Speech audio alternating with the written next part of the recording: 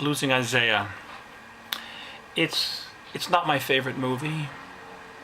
I think I made a lot of mistakes on it. I think the way the racial issues were dealt with were not the best. In fact, early on I had suggested maybe a black director should do it since there were so many white people involved with the movie, and it really is about black-white relations. And I think if you're a white person, you can't really understand what it is to be black. Although, as somebody said to me, African American friend, if you can look at and deal with people, you can do, black people, white people, anything.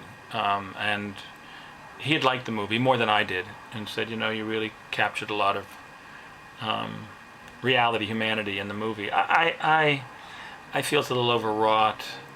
I think that the images are a little cliched. Black crack addict, white mother of hope.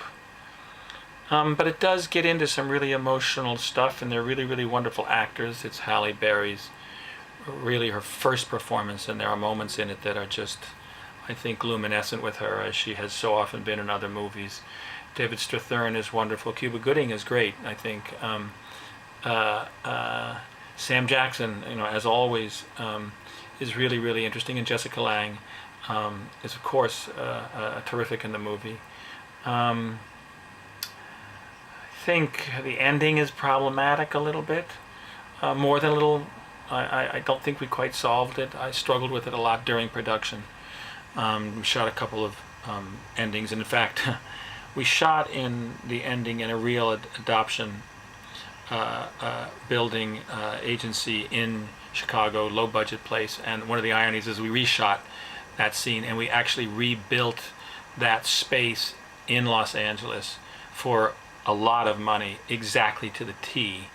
And I asked that they take a lot of pictures of it and send it back to the actual location in Chicago where they were struggling just to hold the thing together.